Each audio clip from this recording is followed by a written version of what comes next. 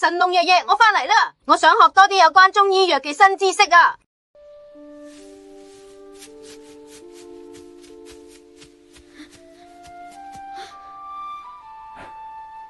你返嚟啦！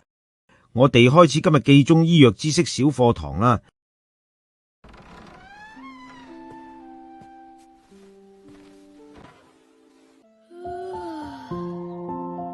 爺爺，我成日冇精神，點解咁？小龍，係你作息唔啱啊！春天要早睡早起，順應肝氣啊！肝氣就係肝嘅功能，順佢先有精神。哦，原來咁，咁我要早啲起身。夏天唔好捱夜，22點前要瞓，養心啊！哦，咁早瞓，第日先有精神玩。爺爺，秋天都要早起咩？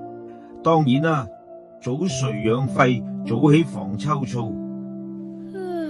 冬天好凍，想瞓多陣。冬天早睡晚起，養腎儲能量啊！爺爺，我而家好有精神，唔會再喊攰啦。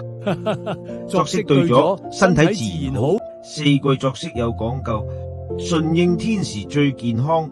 我記住啦，四季都要作息合時。四季作息有智慧，早睡早起身體好。